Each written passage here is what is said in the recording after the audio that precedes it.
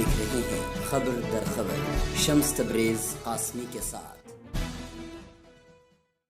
अस्सलाम वालेकुम रहमतुल्लाह, मैं हूं शम्स तबरेज़ कासमी और आप देख रहे हैं मिल्लत टाइम्स। महाराष्ट्र और हरियाणा दोनों जगह बीजेपी सबसे बड़ी पार्टी बनकर उभरी है, लेकिन दोनों जगह उसके पास अक्सरियत नहीं है। महाराष्ट्र में शिवसेना मुश्किलात पैदा कर रही है तो हरियाणा में कांग्रेस भी हुकूमत साजी का दावा कर रही है। हालांकि लगता यही है कि दोनों जगह बीजेपी सरकार बना लेगी, लेकिन बीजेपी के इस नतीजे पर सवालात उठने लगे हैं कि जो बीजेपी राष्ट्रवाद का दावा कर रही थी, उस मुद्दे को उठा रही थी, कश्मीर की बात कर रही थी, मुस्लिम मुखालिफ एजेंडे को चला रही थी और उसे गुमान था बल्कि यकीन था कि इन सब वजूहात की बुनियाद पर हमारी बहुत बड़ी जीत होगी। महाराष्ट्र में 200 से ज़्यादा सीटें आ जाएंगी, हरियाणा में 70 प्लस सीटें आ जाएंगी। उस बीजेपी को हरियाणा में अक्सरियत नहीं मिल पाई है और महाराष्ट्र में भी शिवसेना की वजह से अक्सरियत मिली है, तनहा उसकी सीटें 100 या उससे 2 आगे बढ़ पाई है। तो क्या बीजेपी के एजेंडे को लोगों ने मुस्तरद कर दिया है? हिंदुस्तान के अवाम को राष्ट्रवाद, कश्मीर 370, नफरत, फ़िरका परस्ती, बाबरी मस्जिद, राम मंदिर और मुसलमानों के खिलाफ इश्तियाल अंगेज़ जो बयानात आते हैं या जो मॉब लिंचिंग हो रही है, ये सारी चीज़ें बीजेपी को आवाम को पसंद नहीं है, जिसकी बीजेपी सियासत कर रही है। इन तमाम इशूज़ पर आज हम खबर दर खबर में बातचीत कर रहे हैं। हमारे साथ हैं मारूफ सहाफ़ी जनाब ज़ैन शमसी साहब, मुस्लिम दुनिया के चीफ़ एडिटर और बानी हैं और हाल ही में आप प्रोफेसर भी बनने जा रहे हैं, तो उनसे हम सारे इशूज़ पर बातचीत करेंगे। इसके अलावा महाराष्ट्र में असदुद्दीन ओवैसी साहब को क्या कामयाबी मिली या नहीं मिली, आवाम का क्या मैसेज रहा उनके हवाले से, उस पर भी बातचीत करेंगे। ज़ैन शमसी साहब, बहुत खैर मकदम है मिल्लत टाइम्स में। शुक्रिया आपका। दोनों जगह का जो रिज़ल्ट आया महाराष्ट्र और हरियाणा का, जिसको आप किस तरह देखते हैं? क्या ये बीजेपी के फेवर में है कि महंगाई बढ़ती जा रही है, माशी बहरान है, रोज़गार की कमी हो रही है, इसके बावजूद दोनों जगह बीजेपी सरकार बनाने जा रही है? या आपका क्या ख्याल है कि जितनी बड़ी जीत का दावा कर रही थी बीजेपी, उस तरह की जीत नहीं मिल पाई है तो बीजेपी को लोगों ने मुस्तरद किया है?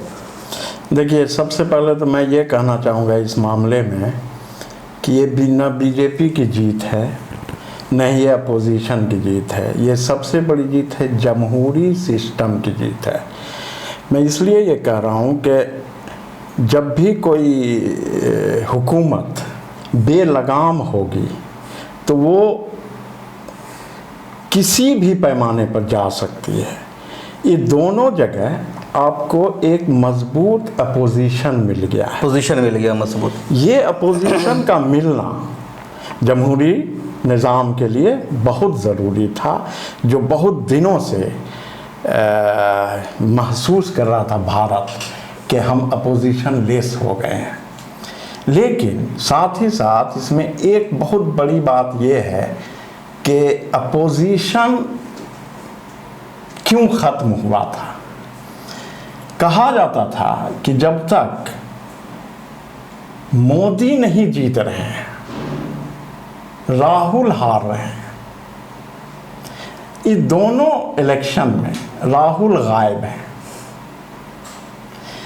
और राहुल जब गायब हैं तो नतीजा ये आया। इसका मतलब ये हुआ कि अवाम देख रही थी, जनता ये देख रही थी कि एक तरफ है मोदी और एक तरफ है राहुल, तो दोनों में से किसको चूज़ करें? किसको चूज़ करें? तो जो बॉर्डर लाइन पर वोटर होता है वो लीडर देखता है। तब है कि ये असेंबली इलेक्शन है। तो हमारे यहाँ जब 2014 में मोदी जीते तो छोटे से जगह पर भी इलेक्शन होता है तो मोदी ही के नाम पे हो रहा था। लोकल जितने भी इश्यूज थे वो दब रहे थे। ये दोनों जगह जो इलेक्शन हुआ, ये दोनों जगह लोकल इशू सामने आए और उस पर आवाम ने, जनता ने वोट। बीजेपी तो दोनों जगह यही जो नेशनल इश्यूज है उसके, कश्मीर का या मॉब लिंचिंग का, इस तरह के राष्ट्रवाद का जो इश्यूज है उसी को बीजेपी छेड़ रही थी। हाँ, लोकल इश्यूज पे बात नहीं कर रही थी वहाँ। वो हरियाणा में उसका कोई असर नहीं हुआ। कहा भी गया जो तजर्बा कर, देखिए सियासत हरबा, तजर्बा और तज्जिया का नाम है। अगर आप देखेंगे तो हरियाणा में एक तो बॉर्डर इशू जितने थे उसका कोई असर इस हरियाणा में नहीं हुआ, इसलिए नहीं पड़ा कि वहाँ के हर घर में फौजी हैं। वो सब जानते हैं कि क्या हो रहा है, क्या नहीं हो रहा है। महाराष्ट्र में शिवसेना जो मराठी मानुष का एक वो देती रही है। और हमेशा आप देखेंगे उसके जो वो है पत्रिका, उसमें मोदी के खिलाफ एडिटोरियल तक लिखती रही। मुझे लगता है कि शिवसेना को एक तरफ तो कहते हैं बड़े भाई, दूसरी तरफ आवाम को ये बहकाते हैं कि हम तो उसके खिलाफ हैं। वो कई बार कहते हैं कि मोदी जो कर रहे हैं वो एंटी नेशन है। उसके बावजूद फिर वो उनको जब मौका मिलता है अलायंस करते हैं। अब फिर इस बार चूंकि उनकी पोजीशन ज़्यादा मजबूत है और एनसीपी भी बहुत अच्छे लेवल पे, मतलब ये इम्कान है कि अगर मोदी को छोड़ दे तो इधर सब मिलकर सरकार बना सकते हैं। उनको फौरन लोकसभा के वो वादे याद आ गए कि 50-50 हम 50-50 करें। इसका मतलब है कि शिवसेना जो गेम खेल रही है महाराष्ट्र में, वो भाजपा से भी ज़्यादा खतरनाक खेल रही है। एमएनएस अलग हुआ, एमएनएस महाराष्ट्र नवनिर्माण सेना वो राज ठाकरे जीरो हो गया। शिवसेना इसलिए चल रही है कि वो बाल ठाकरे का एक असर है और मराठी और इन सब को लेकर के, और लेकिन उसको नुकसान क्या हुआ, बीजेपी से मिलने के बाद अगर किसी पार्टी को सबसे ज्यादा नुकसान हुआ तो शिवसेना को हुआ। इसलिए कि शिवसेना छोटा भाई बन के रह गई। अगर अभी भी शिवसेना को आगे बढ़ना था तो वो एनसीपी के साथ अलायंस करके, तो फिर उसमें बड़ा भाई बन जाती है, वो बड़ा भाई बनती और रीजनल पार्टी में सबसे बड़ा। और उनका जो ये है, उनका जो एडिटोरियल है, उनका जो मोदी और उनके टीम के साथ जो एक लड़ाई है वो और आगे बढ़ती। वो गवर्नमेंट के लिए तो अच्छा होता ही, भारत के लिए भी अच्छा होता, लेकिन यही है सियासत कि हम कहाँ जाएं, कैसे जाएं, ये सब नंबर गेम है। ये जो महाराष्ट्र हरियाणा में हुआ तो अब मतलब ये कि इस तरह एक तरह से कि मोदी का जो एजेंडा था उसको लोगों ने रिजेक्ट कर दिया गया दोनों जगह। अपोजिशन की बात की और आपने राहुल गांधी की बात की, तो क्या मान लिया जाए कि कांग्रेस की भलाई इसी में है कि गांधी परिवार को या नेहरू ख़ानदान को बाहर कर दे? नहीं, उसमें दो चीज़ है। देखिए, एकदम बिल्कुल सीधी सी बात है, मोदी सरकार ने अपोजिशन लीडर पर ED, SIT, NIA, income tax से लेके सब कुछ का हरबा इस्तेमाल करके खामोश किया। लेकिन एक जो खतरनाक बात हुई, या मोदी का वो हथियार जो सब देख तो रहा है, उसका जो नुकसान है वो भी सामने आ चुका है। अवाम को, जनता को पर ईडी नहीं लगा सकते, तो जनता पर क्या लगाया इन्होंने? मीडिया। ये इलेक्शन मीडिया ने जिताया है। अभी आप देखिए, अगर हरियाणा ही की बात ले लीजिए तो वो वोटर जो कंफ्यूज थे या उनके जो बुनियादी मसाइल थे, क्या मीडिया ने उसको उठाया? अगर वो उठा देती तो वहाँ के वो बॉर्डर लाइन वाले वोटर भी इधर आ जाते। तो मीडिया बहुत ही खतरनाक रोल अदा कर रही है। वो जनता की एक भी बात सामने नहीं ला रही। जनता में जो बेचैनी है, वो बेरोजगारी, और जो आपने कहा कि ये सारी मतलब सरमायाकारी और ये सब तो खत्म है। तो लेकिन कहीं भी कुछ होता तो हिंदू मुसलमान, बल्कि ऑफ द रिकॉर्ड लोगों से बातचीत होती है। आप सरमायाकारों से मिलिए, दुकानदारों से मिलिए, तो गालियां देते हैं बीजेपी को, मोदी को। हाँ, बिल्कुल। लेकिन सवाल एक, उन्हीं जगहों से फिर उनके कैंडिडेट जीत जाते हैं। उसकी वजह बस वही है कि आप उनके दिमाग में इतना ज्यादा मोदी के फेवर की जो भी बातें हैं जो हैं नहीं, वो एक उसको क्या कहिएगा, म्यूजिकल इल्यूजन जो होता है कि एकदम तसव्वुरात, या वो हिंदू मुस्लिम बैठा दिया कि मुसलमानों को सबक सिखा रहे हैं। तो ये कौन कर रहा है? ये मीडिया कर रही है। ये आपके जो नेता हैं नेशनल लेवल के, कैबिनेट लीडर हैं, वो अगर मुस्लिम के खिलाफ बहुत खतरनाक बयान देते हैं तो मीडिया उसको अप्रिशिएट कर रहा है। पहली बार आपने देखा, फर्स्ट टाइम, कि मीडिया अपोजिशन से सवाल कर रहा है, तो उसका बहुत बड़ा असर पड़ता है इस इलेक्शन, मतलब इस इलेक्शन में भी नहीं बल्कि इस इलेक्शन में अगर मीडिया जरा सा अगर पब्लिक की बात करता तो। अच्छा, एक और बात, ईवीएम पर इस मरतबा बातचीत नहीं हो रही। 2019 का जो रिजल्ट लोकसभा का आया था तो ईवीएम पर बहुत ज़्यादा बातचीत हुई थी और कहा था कि ईवीएम की जीत है और कई सारे प्रोटेस्ट हुए थे, वीडियोस वगैरह भी आ रही थी। इस रिजल्ट पर ईवीएम को कोई सवाल नहीं उठा रहा है, ना अपोजिशन में, ना इवन तज्जिया निगार आप जैसे सहाफ़ी भी इस मरतबा इसका तस्करा नहीं कर रहे। बहुत हैरत की बात यह है कि इस बार बीजेपी ही ईवीएम पर सवाल उठा रही है। हरियाणा के 2 केस है जिसमें बीजेपी करे कि इसमें ईवीएम का काम है। तो असल में देखिए, ये इस चीज़ से इनकार तो नहीं किया जा सकता कि ईवीएम ने काम किया है, लेकिन सवाल ये पैदा होता है कि चाहे अखिलेश यादव हो, चाहे राहुल गांधी हो, इन लोगों ने ईवीएम के बारे में बहुत बात की, लेकिन जब भी इस बात पे कि इलेक्शन कमीशन के पास आने की बात हुई तो सारे लोग नहीं गए और नहीं उसको संजीदगी से लिया। इसका मतलब ये हुआ कि ईवीएम कहीं पर काम कर रहा है, कहीं पर नहीं कर रहा। और उसमें क्या हो रहा है कि जहां कांग्रेस जीत रही है या दूसरा अपोजिशन जीत रहा है तो वहां पर कह रहे हैं कि अब क्यों नहीं उठा रहे हो बात। यही होता है। या तो आप एक डिसाइड कीजिए कि हमको अब बैलेट से ही जाना है, हाँ, एक मुत्तफ़िक़ा राय हो, या तो फिर बिल्कुल ईवीएम को। हाँ, मतलब जब हार जाते हैं तो सवालात उठाते हैं, जब जीत जाते हैं तो गलत रवैया है ना। आप एकदम डिसाइड कीजिए कि हमें नहीं, तुम ले लो इलेक्शन, हम लड़ेंगे। हाँ, लड़ेंगे नहीं, बायकाट कीजिए। ये तो आप कर सकते हैं, लेकिन आप नहीं कर रहे हैं। तो इस पर बात करना बहुत, मुझे लगता है कि बहुत ज़्यादा कोई इसका मुसीबत कोई ये नहीं। हाँ, नहीं मतलब कोई, चूँकि अब देखिए जैसे 2019 का जो लोकसभा का इलेक्शन था उससे पहले मध्य प्रदेश, राजस्थान वगैरह का आया था। हाँ। तो 5 स्टेट का इलेक्शन हुआ था, 5 जगह बीजेपी की हार हुई थी, कांग्रेस की 3 जगह सरकार बनी थी उसमें। तो उसमें किसी ने सवाल नहीं उठाया। उसमें तो कई लोगों ने भी लिखा कि हो सकता है कि वो बीजेपी की एक साजिश हो कि इसमें उनको जिता दो और फिर बड़ा गेम अपने आप में ले लो। अच्छा, आगे हम ये बढ़ते हैं कि इस इलेक्शन को गोया कि आवाम ने एक तासुर दे दिया कि जो बीजेपी की जो पॉलिसी है वो अक्सरियत उसके खिलाफ है, मतलब या जिस तरह जीत चाह रहे तो नहीं मिली है। महाराष्ट्र में इस मरतबा असदुद्दीन ओवैसी साहब की जो पार्टी है बहुत ज़ोर शोर के साथ इलेक्शन लड़ रही थी, बट पिछले मरतबा भी उनको 2 सीट मिली, इस मरतबा ज़्यादा उनकी मेहनत थी तो भी 2 ही सीट मिली। ऐसा क्यों? नहीं, आप जब असदुद्दीन ओवैसी साहब की बात करते हैं तो आप सीधे सीधे एक चीज़ ध्यान में रखिए, जो रखना भी चाहिए, कि असदुद्दीन ओवैसी साहब पे बहुत सारे इल्ज़ामात लगते रहते हैं। हाँ, वो तो लगाते रहते हैं लोग। जैसे हम कहते हैं नदवा हो या दारुल उलूम देवबंद हो, कोई कहता है कि ये क्या कर रहा है, तो वो कुछ भी कर रहा हो, लेकिन आप कोई ऑप्शन नहीं दे रहे हैं तो आप क्यों बोल रहे हैं।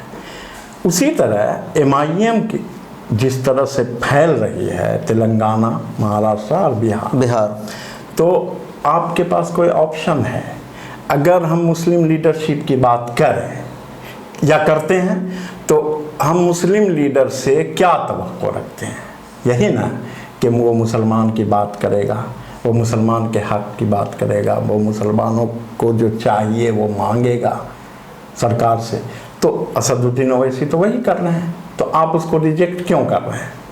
वो तो अपना काम कर रहे हैं भाई, उनका काम सियासत है, तो वो चाहेंगे कि वो महाराष्ट्र में भी रहें, कर्नाटक में भी रहें, बेंगलोर में, जितनी ज़्यादा उनकी तादाद बढ़े वो रहें।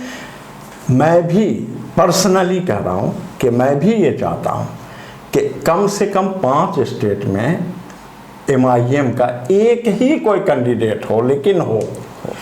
देखिए, जब आप श्री राम बोलने के बाद भी पीट रहे हैं और आपने पॉलिटिकली RJD, इस समाजवादी पार्टी, मायावती, कांग्रेस, सबको खड़ा किया, सबको वोट दिया, तो आप अपनों को वोट क्यों नहीं दे रहे हैं? एक डिबेट इसमें ये भी आ जाती है कि जब मान लीजिए किशनगंज सीट है, मुस्लिम अक्सरियती हल्का है, तो बीजेपी, कांग्रेस जो भी वहाँ से एक मुसलमान को टिकट देगी, मजलिस भी आ गई, वहाँ से भी एक मुसलमान को उतार रही है। अब अगर कांग्रेस का जीत करके जाता है तो कांग्रेस के ताबे होगा, बोल नहीं पाएगा, आपकी आवाज़ उसको सोनिया गांधी से पूछ कर बोलनी पड़ेगी, अलाउ नहीं होगा, वो बोल नहीं सकेगा। वो तो है, वो होता ही रहा अगर आपका कैंडिडेट है, मजलिस का कैंडिडेट है, इस तरह आज़ाद पार्टी कम से कम बोल तो सकेगा आपके लिए, तो बेहतर ही आप उसको कहिए कि आप इक़्तिदार में हिस्सेदारी दो। नहीं, उसकी दूसरी अलायंस करो हमारे साथ। है, उसकी ये होती है कि जैसे आप ये करें कि ताबे होगा, लेकिन ये कहा जा सकता है कि अगर कांग्रेस का होगा और सेंटर में या स्टेट में कांग्रेस की हुकूमत होगी तो वो आपके लिए फंड ला सकता है। असदुद्दीन ओवैसी की पार्टी नहीं ला सकती, वो बोल सकती है, आप बोल सकते कि ला सकती है, लेकिन ताकत तो ऐसे ही बढ़ानी होगी आपको कोई मुस्लिम कॉरिडोर ढूंढना होगा। अब मैं इस बात से बिल्कुल इत्तेफाक नहीं रखता कि मुसलमानों की कोई पार्टी नहीं होनी चाहिए, क्योंकि जब जब कास्ट की बात आएगी तो एक कास्ट की पूरी एक पार्टी है। पॉलिटिक्स में आप कहाँ हैं? आप सबको वोट देते हैं, सब जीतते हैं। आप बीजेपी को वोट नहीं देते हैं तो भी बीजेपी जीतती है। अच्छा, ये बताइए जैन भाई कि कांग्रेस जब भी हारती है या लालू की पार्टी, जो सेकुलर पार्टियां हैं, तो मुसलमान खुद इसकी जिम्मेदारी क्यों ले लेते हैं कि वो अयूब आ गए तो उसकी वजह से हार गए, वैसी आ गए तो उसकी वजह से हार गए, या मुस्लिम वोट इंतशार हो गया? नहीं, दूसरी कम्युनिटी के लोग जिम्मेदारी नहीं लेते हैं, यादव नहीं बोलते हैं कि हमारी वजह से लालू प्रसाद हार गए। अभी मान लीजिए हरियाणा में वो जेजेपी है, जाटों की पार्टी है, वो 10 सीट लाई तो न कांग्रेस को मिल सके अक्सरियत न बीजेपी को, दोनों जगह उसके बड़े बड़े लीडर है, तो किसी ने नहीं कहा कि चौटाला की वजह से ये हुआ। मुसलमान क्यों, अब जैसे महाराष्ट्र के मुसलमान कह रहे हैं अच्छे खासे कि ओवैसी आ गए इसलिए कांग्रेस की सरकार नहीं बन पाई, वरना एनसीपी कांग्रेस सरकार बना रही थी। देखिए यही चीज तो ये तो बहुत मोटी सी बात है जो मुसलमानों को समझ में नहीं आती। भाई बिहार में समाजवादी पार्टी इलेक्शन लड़ता तो वोट कटवा नहीं, पूरे 240 सीटों पर लड़ती है वो, तो वोट कटवा नहीं होता है। हरियाणा में आम आदमी पार्टी इलेक्शन लड़ी तो वो वोट कटवा नहीं हुई। और अगर महाराष्ट्र में MIM लड़ गई तो वो वोट कटवा हुई। एक चीज पर ध्यान देने का है, वो जो अलायंस हो रहा था, क्या वंचित बहुजन अघाड़ी से, हाँ, वो फार्मूला किसने फेल्योर किया? ये फार्मूला जो था इनका, और इसमें था कि आधा आधा हम लोग लड़ेंगे, ये ऐन वक्त पे कैसे टूटा? हाँ, ये कोई कह रहे हैं कि कहा जा रहा है कि शरद पवार ने इसमें बहुत बड़ा रोल अदा किया। किसी का कहना है कि शिवसेना जो है वो, उसका दबाव था प्रकाश अंबेडकर पर। तो जाहिर सी बात है कि अगर दलित या जो वो पार्टी है वंचित बहुजन अघाड़ी, वंचित, वो दोनों मिल के लड़ते तो जाहिर सी बात है कि 10, 15, 20 अच्छी अभी जो सीटें आई उसका हमने तज्जिया किया है तो ज़्यादातर चूँकि दलितों का बिल्कुल सपोर्ट नहीं मिला इनको, और उसकी वजह से बहुत मामूली वोटों से शिकस्त हुई है। देखिए नए सियासी मुतबादिल की बहुत ज़रूरत है, और मुझे लगता है कि जिस तरह से चीज़ें हो रही हैं तो उस तरह से चीज़ें बन भी रही हैं। ये दोनों इलेक्शन हौसला अफजा इसलिए है कि वो जो लहर या वो जो कि मोदी ही सब कुछ है, हाँ, मोदी सब कुछ है, मोदी के नाम पर सब कुछ। अब ये इलेक्शन तो बिल्कुल ही खत्म हो जाता जब अगर मीडिया ने जरा सा भी ईमानदारी बरती होती, जरा सा भी, क्योंकि ये सारे के सारे 10। अच्छा, ये सबसे अहम मौका था कि कश्मीर से आर्टिकल 370 को उन्होंने ख़त्म किया, कहा कि हमने कश्मीर में वो काम कर दिया जो कांग्रेस 70 सालों में नहीं कर पाई, इसके बावजूद मतलब ये रिजल्ट आया। अच्छा, बिहार चलते एक आखिरी क्वेश्चन ले लेते हैं बिहार के बारे में कि बिहार में 6 साल की मेहनत के बाद MIM का खाता खुल गया, तो क्या लगता है कि 2020 में जो असेंबली इलेक्शन होगा तो मजलिस वहाँ कुछ कर सकती है, उनको कुछ करना चाहिए? देखिए मजलिस के बारे में मैं पहले भी लिख चुका हूँ कि मजलिस को सबसे पहले तो कैंडिडेट को डिसाइड करना होगा। अगर वो कैंडिडेट और दीगर पार्टियों की ही तरह है तो शायद वो अपना एतमाद नहीं बना सकता। सीमांचल का जो पूरा एरिया है वो मजलिस के लिए, मतलब मजलिस के लिए ही है, ये आप कह सकते हैं। बाकी जो आपका दरभंगा और समस्तीपुर और मुजफ्फरपुर, मधुबनी, सीतामढ़ी, मिथिलांचल जो है वो सब भी आ सकता है, लेकिन इसके लिए ज़रूरत है आपको जुर्रत दिखाने की, कि या फिर एक फ़ैसला लेने लें कि भाई अब हमको सियासी तौर पे आगे बढ़ना है। तो लोग कहते हैं कि आप किसी भी पार्टी के साथ अपनी शर्त पे जाएं, तो सवाल ये पैदा होता है कि वो शर्त लेकर जाए कौन। यहाँ तो जैसे एक बात के मजलिस की बात आई है तो मैं ये भी कहने से नहीं चूकूँगा कि महमूद मदनी साहब ने कह दिया कि हम उनको लीडर नहीं बनने देंगे। ओ हैदराबाद से मेरा आगे नहीं। सीधा कहना है कि उम्मत मुसल्लमा को या कौम को मदरसा की तरफ, मजहबी मामले मदरसा की तरफ देखो, सियासी मामले में मजलिस की तरफ देख सकते हो क्योंकि मुतबादिल है आपका। और ये दोनों एक दूसरे को टच न करें। सीधी सी बात है कि कौन उठाता है कि असदुद्दीन ओवैसी आरएसएस का आदमी है? कभी आरएसएस वाले ने उठाया, कभी कांग्रेस ने तक नहीं उठाया। नहीं, कांग्रेस की तो एक पॉलिसी भी रही है, कांग्रेस के लोगों की एक पॉलिसी रही है कि उसको, चूंकि उसका भी एक मुस्लिम वोट बैंक है, उसका एक हल्का है मुसलमानों के दरमियान, और असदुद्दीन ओवैसी अगर आ रहे हैं या आसाम में बदरुद्दीन अजमल आ रहे हैं या एसडीपीआई आ रही है, तो ये तो कांग्रेसी का वोट काट रहे हैं ना। तो कांग्रेस एक तरह से वो अफवाह फैलाती है कि लोग आरएसएस के आदमी हैं, बीजेपी के लिए काम करते हैं, हालांकि आरएसएस को तो कांग्रेस ने 70 सालों में मजबूत किया है।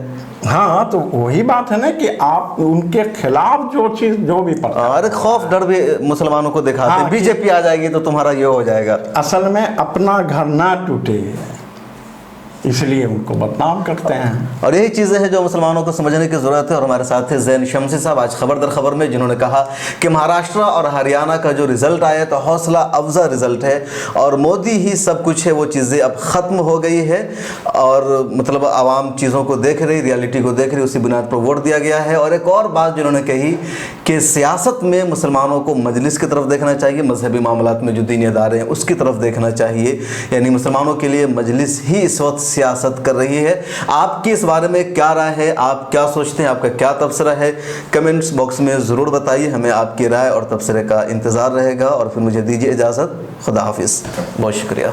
मिलत टाइम्स की वीडियोस देखने के लिए यहाँ क्लिक करके सब्सक्राइब करें और हाँ, बेल आइकन जरूर दबाएं। अगर फेसबुक पर देख रहे हैं तो पेज लाइक करें। ताज़ा तरीन खबरों और मज़ामीन के लिए विजिट करें हमारी वेबसाइट www.millettimes.com। हमारी ये वेबसाइट उर्दू, हिंदी, इंग्लिश तीनों लैंग्वेज में मौजूद है।